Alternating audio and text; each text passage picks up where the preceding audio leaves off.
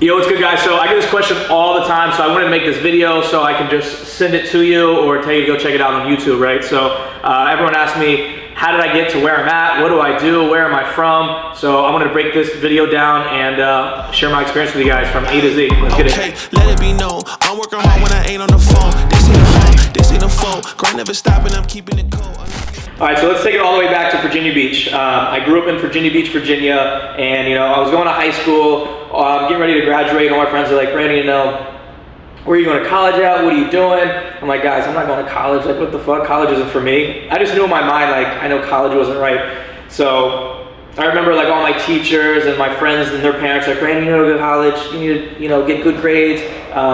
You need to get married, get the white picket fence. And I'm just like, I knew deep down, I was like, yo, that's not for me, right? So I was like a big time surfer at the time, and I just wanted to, get a little shitty job. I wanted to get like a little surf shack. I had dreads. Like, I'll drop some videos below and show you guys. It's funny.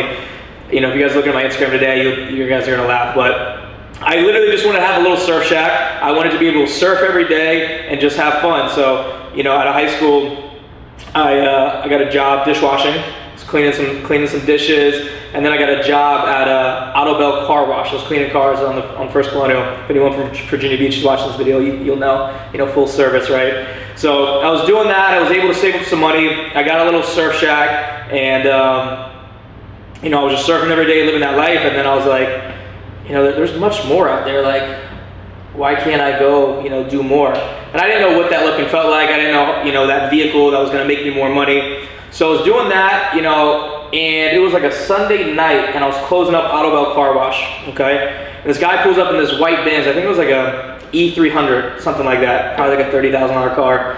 And I'm like, yo, what do you do?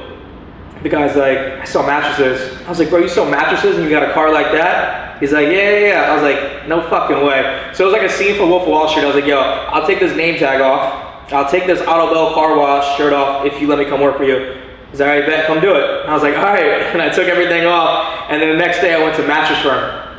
And he got me a job, and I started selling mattresses. Who would have known?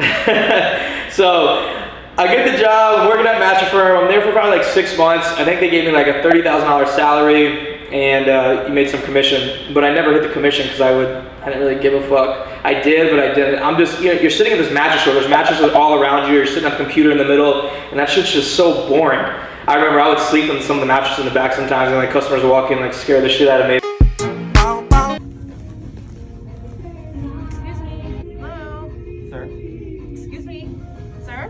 But I was doing that, definitely making more money than cleaning cars and cleaning dishes. And then I saw this ad pop up to be a yachty. And a yachty is just basically someone that cleans the boats and like travels the world. And that's everyone's goal in life, is to travel the world, make money, right? You guys would probably think the same, right? So I applied just like fucking around. I didn't think I was gonna get the job. And then a week later I got the email, and he's like, you got the job, It's in Fort Lauderdale, Florida. So I was like, yo, let's do it. Packed up my Jeep at the time, quit the Mattress Firm job, and I drove all the way down to Fort Lauderdale in Florida. And it was cool. I did that job for about 2 years, and man, it really changed my life. I feel like that's what changed my life, because you're the average of the 5 people you hang around. So I'm cleaning these mega yachts, and I'm around these millionaires and billionaires, and I just see how they're moving. I see the lifestyle, I see their friends, the family, and I'm just like, man, that's dope. I want to live that lifestyle. And then I'd size them up. I'd be like, man, this motherfucker's no different than me. I want a yacht now. I want to own this shit. So, I started asking a lot of questions and asking their friends a lot of questions. What are you doing? How do you do this? How do you network? And I was learning. And I started spending a lot of time below deck. You have like these little bunks that you sleep on. It's like the staff room. And you got like this much room from like the ceiling to your bunk. So I'd spend so much time. I'd be like on my phone, my iPhone, like on the internet, learning. And I learned a lot about like branding. So I was following Grant Cardone, like Ed Milet, Gary Vee, and all these guys. And I was like, okay, cool. I got to get more exposure. More exposure is more money. These guys are selling products and services online. Okay, cool. So I started spending so much time and learning about that stuff that I ended up getting fired from that job. And I was like, you know what? I guess it's time to be an entrepreneur now, right? So I got fired, and packed up the Jeep. I got like halfway, no, not even halfway, I probably got 2 hours in to driving back to Virginia, because I was like, that's my hometown, I got friends and family there, I can go crash on the couch or something. And my Jeep blows up, the engine blows up. So I'm in the middle of Florida to Virginia, and I'm sitting on the curb, I'm like this. I think I stopped, I got into like a Texaco, like a little car shop. I'm sitting there in the corner, I'm like, fuck. What am I gonna do? I don't got no money, I can't get home. I call my pops, he's in Tampa at the time, and he drives over, he comes and gets me. I'm like, fuck, I got no money, I gotta get back home. And I get a little boat job for like 2 months to save up some money. I think it was like $750 that I needed to get some piece to fix this engine or what, I don't even remember what it was, but I had to go back there, save up some money to come back, to get the car finally fixed, to make it back to Virginia. And then once I got to Virginia, I'm like, fuck, I need to make some fast cash. So I ended up getting a bartending job, and that was super cool. I had fun doing that. I was making a lot of fast cash, and you know, still researching, still doing my due diligence, following these guys, seeing what they're doing.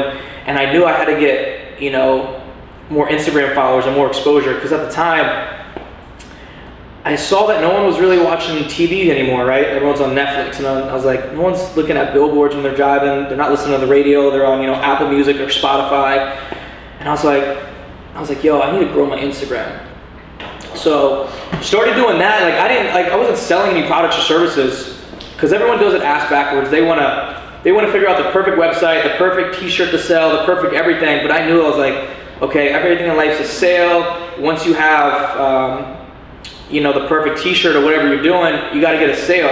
So I was like, let me build my brand first to figure out what I'm going to sell down the road. So if you guys scroll to the bottom of my Instagram, you're going to see me taking pictures in garages. Like I thought I was going to be a model, so I was doing model photos like that. And fast forward, doing that for probably 2 months, I hit like 8,000 followers, and I was still bartending at the time, you know, saving up some money.